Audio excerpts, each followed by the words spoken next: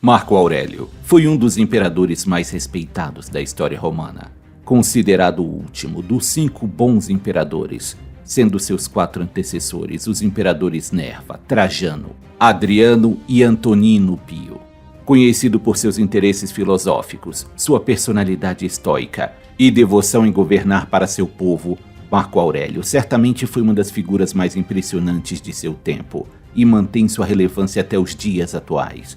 Marco Aurélio nasceu em 26 de abril do ano 121 da Era Comum, durante o reinado do imperador Adriano, sendo batizado com o nome de Marcus Annius Verus. Sua família era de origem romana ítalo-hispânica e, apesar de ser financeiramente bem estabelecida, não era de linhagem real. Seu pai faleceu quando ele tinha apenas 3 anos de idade e, como consequência disso, o jovem Marco Aurélio foi criado por sua mãe e seus avós. Quando o imperador Adriano estava se aproximando de sua morte, ele foi forçado a escolher um sucessor. Sem filhos, ele adotou um senador chamado Antonino Pio. Como Antonino também não tinha filhos, ele adotou como herdeiro o jovem Lúcio Vero, de 7 anos de idade, como seu herdeiro principal, e Marco Aurélio, de 17 anos, como príncipe imperial.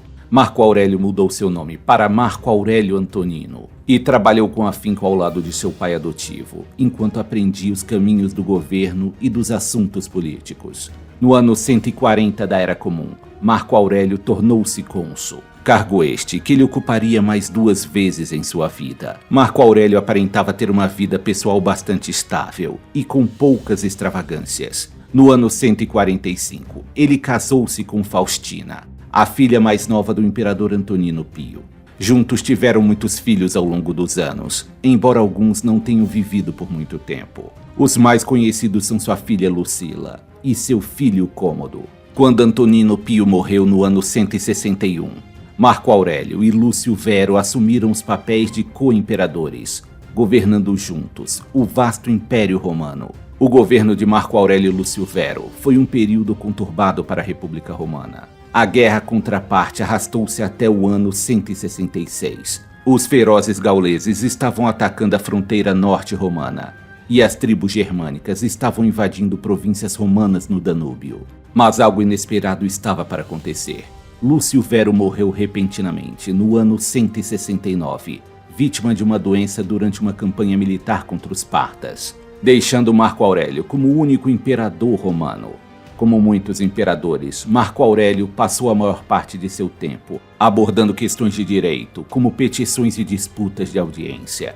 Mas ao contrário de muitos de seus antecessores, ele já era proeficiente na administração imperial quando assumiu o poder. Durante o reinado de Marco Aurélio, ocorreu a primeira pandemia conhecida, com um impacto no Império Romano, possivelmente contraída e disseminada por soldados que voltavam de campanhas no Oriente Próximo, conhecida como a Peste Antonina. Acredita-se que a praga foi a varíola, embora o sarampo também tenha sido sugerido por estudiosos modernos. A praga se espalhou pela Gália e para as legiões ao longo do rio Reno, causando a morte de aproximadamente 5 milhões de pessoas, cerca de 10% da população do Império. Ainda assim, Marco Aurélio foi capaz de guiar o império de maneira próspera. O valor da prata aumentou e a economia se fortaleceu. Há também indícios do comércio entre Roma e a China da dinastia Han. Também foram encontradas muitas moedas romanas na Índia, sugerindo que os romanos importavam seda chinesa através da Índia, evitando assim o comércio terrestre pela Rota da Seda, que atravessava a Pérsia, território hostil aos romanos. Seguindo sua filosofia estoica, Marco Aurélio teve grande cuidado na teoria e na prática da legislação. Ele foi chamado por seus contemporâneos de um imperador mais prudente e conscientemente justo. Marco Aurélio mostrou muito respeito ao Senado romano e rotineiramente pedia permissão para gastar dinheiro, mesmo que ele não precisasse fazê-lo, como governante absoluto do império.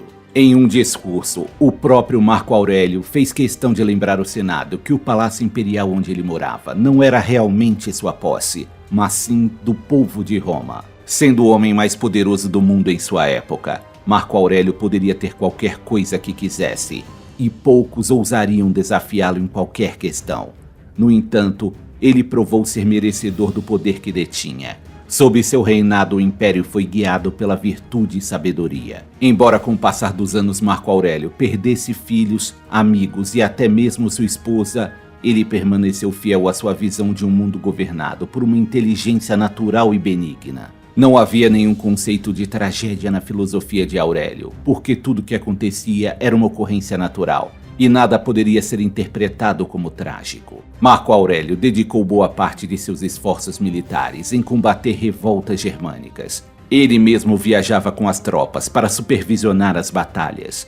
Durante a campanha, entre os anos 170 e 180, Marco Aurélio escreveu os 12 livros das Meditações, como fonte de sua própria orientação e autoaperfeiçoamento. As Meditações de Marco Aurélio são seu verdadeiro legado para o mundo.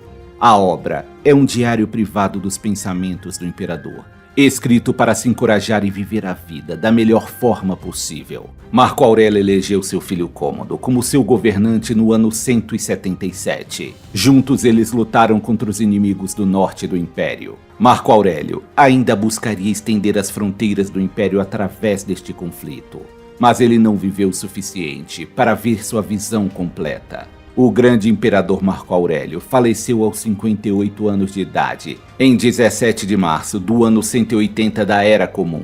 Ele faleceu de causas desconhecidas em seu quartel militar, provavelmente na província da Panônia Superior, onde hoje fica Viena, na Áustria. Sua morte é considerada o fim do período conhecido como a Pax Romana, que teve seu início durante o reinado do imperador Augusto e durou aproximadamente 200 anos. Sendo considerada a Era de Ouro do imperialismo romano.